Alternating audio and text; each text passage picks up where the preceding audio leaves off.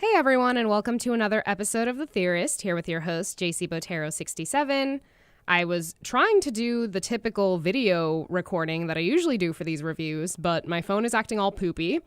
It, turned off in the middle of me recording my review, and it never saved, and now that my phone is back on, it does not want to record in selfie mode. So we're just going to rely on this audio way. No video today, sadly. And I was wearing the cutest beanie that my friend lent me too. So shout out to my buddy Cheyenne. But, it is what it is. I'll probably just snap a selfie if I can later and, kind of throw it into the review at some point. But yeah, enough of that though. The main focus, of course, is the typical Tower of God. Today we're looking at chapter 285 of season 2. And, it is definitely an amazing chapter. It is a great chapter to follow last week's chapter 284, which was a blast reviewing with my friend Dr. Bonehead. So thank you again to Dr. Bonehead for reviewing chapter 284 with me.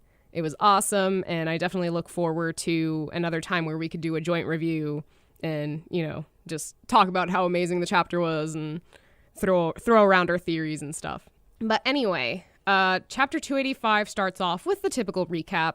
We have young Zahard basically introducing himself, being like, oh, I have this cool cape, and oh, I have this cool third eye mask, and I'm the one who's going to become king. So anyway, after that bit, we see Rock is taking off from whatever rooftop he and Andrasi are on, and so Andrasi is really confused with what's going on, and Rock is just telling her to hurry up because Baum is in danger. So my thought with this is that Zahard will think that Rock could be the guy from the portrait. It was something that Joe and I talked about, or Dr. Bonehead and I talked about last chapter at the beginning of the review. If you guys recall, there was that etched in carving of this guy who looks a lot like Rock. So I was thinking, okay, Zahard might know that Rock, right? And so if he's mid-battle with Baum or something, he would stop upon seeing Rock because he recognizes him. So we'll see later on in the review if that is correct or not. But moving on, we're back with Zahard and Baum. And Zahard basically asks Baum where he comes from. So Baum divulges a bit of his history, saying that he grew up in this unknown place. He doesn't even know where it is or what it's called. So Zahard finds it funny. And Zahard, in turn, says that he also came from the outside. So then Baum proceeds to ask him if he knows someone by the name of Arlene Grace. And it's interesting because Zahard goes wide-eyed. Then we see an image of Baum going wide-eyed as well. But in the end, Zahard says that he does not know who Arlene is, which I'm totally calling major BS here. Because, like I've mentioned before, he's wiser than we think, and I'm pretty sure he knows who Arlen is. So anyway, we then skip to Rachel, who ends up encountering Joaquin and Traveler. And it's really funny because I was thinking about Traveler recently, and I was thinking that we never really got a complete story with him. I don't know if I might be wrong on that. It's so hard for me to even keep track of this because I didn't know he was still around. But yeah, if you guys know anything, feel free to comment below and let me know. But anyway, I think it would be really cool to get more background on him. So hopefully that's coming up at some point. So continuing on, we leave off with this group of Rachel, Traveler, and Joaquin coming across Uraha. And there's a guy that looks like her who is there as well. So I'm guessing that may be her sworn enemy, maybe a sibling, maybe a cousin, who knows. And there's also a girl with a mask next to she's sitting next to this Uraha lookalike dude. So I'm not really sure who she is. I don't know if she is potentially a sworn enemy for Joaquin or Traveler, which begs the question, where is there a third sworn enemy? Because we only see the dude and this girl with the mask. There isn't a third dude, or dudette, I guess, around. So maybe that's something that we'll see next chapter. So anyway, back to Zahard and Baum. I do want to read this awesome monologue of Zahard's. Okay, but we'll start with Baum first. So he asks, you don't know, and this is in regards to Arlen. That can't be. Arlen was one of your companions when you cleared the train. And so young Zahard replies, I said I don't know her. I don't know how you know her name, but I don't know that name anymore. Do you know what it means to become a king? And then we have a shocked look on Baum's face. And Zahard continues, becoming a king means erasing the people around you, starting with the people who are the most distant and hostile towards you.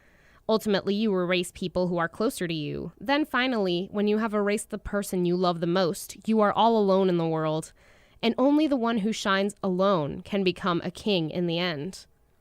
You, from the outside, look carefully with those two eyes of yours. And Baum, again, has a shocked look on his face because he's seeing this monster-esque figure. It's no longer Zahard.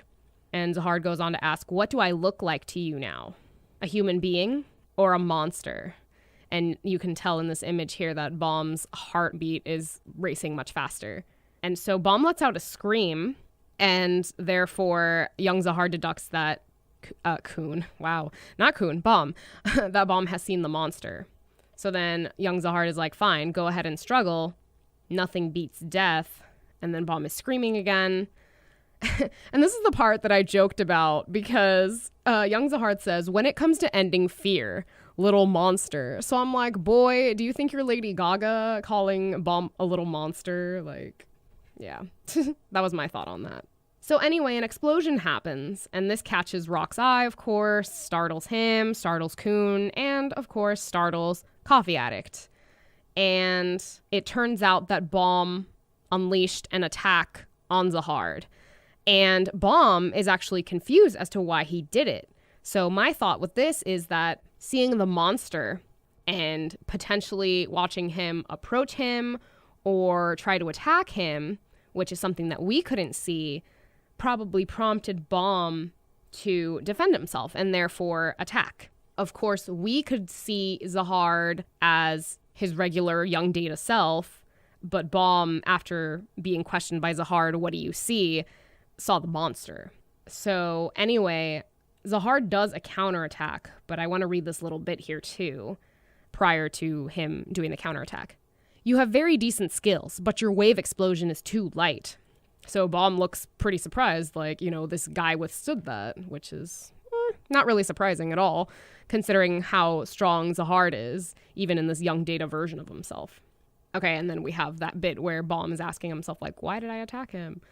And then, this is where young Zahard gets all cool and shit. He's like, I'll show you something better. So here's the counterattack taking place. It's called Zahard-style air explosion, and it's just intense. Oh, it's called Iron Fist as well.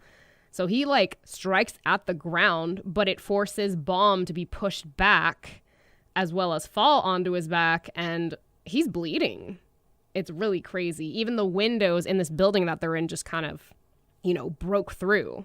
So it's very interesting how powerful young Zahard is, and we can only imagine how much more powerful the real Zahard is. So Baum lets out a cry of pain, and young Zahard continues to say, a wave explosion is supposed to make contact with your opponent and disrupt the Shinzu in their body. You know that, right? But think about it. If you could control the Shinzu flowing through everything in this world, you could control the Shinzu in that person's body without even needing to touch them. So, do you want to tell me now who you are and how you know Arlen's name? So see, this is where I called bullshit because he's admitting oh, hey, how do you know Arlen's name? I know her, but I'm not going to tell you that I know her. And, I feel like he doesn't believe Baum when he says that he doesn't know where he comes from or the name of the place. So I don't know how Baum's going to get out of this one. He will find a way. SIU will find a way. But still, poor kid doesn't even know where he comes from. So what other response could he possibly give, So anyway, Andrasi and Rock enter this building, and Andrasi's like, Baum, and Rock is like, Black Turtle, and Baum calls out Andrasi. Hey. Sorry, I know I'm a Andrasi fan, but I do admire the Baum and Andrasi pairing as well. Just throwing that out there. So anyway, Andrasi sees young Zahard, and yeah, she goes wide-eyed as well. She's like, you? It can't be. And so then Zahard, which he does not recognize Rock, it seems, because, he didn't really care about his presence now. He finds Rock and Andraste to be irritating intruders. So my prediction from earlier proved to be false. It's kind of sad. So yeah, young Zahard says, I've changed my mind. I'm going to do something a bit more extreme.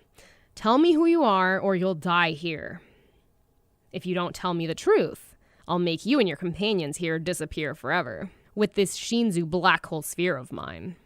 So very interesting, very interesting. Again, I don't know how they're going to get out of that, but we'll see. Actually, there is a kind of idea to what could possibly happen next chapter and as to how Zahard can get stopped, because Kun Edwan senses that something's up. He's even saying here, Asensio, and Asensio is kind of like worried. I don't know how to describe the look on his face, but you can see it here. And Kun Edwan responds, bring me the mirror that leads to the other side. I think he's making a move. And so again, Kun Edwan has like the coolest eyes. You can see it here in this image. And I'm very excited if he does reach Zahard in time, because like I've said before, SIU is a troll. I would really think that Kun Edwan would be the one to kind of interfere and stop Zahard from doing anything reckless.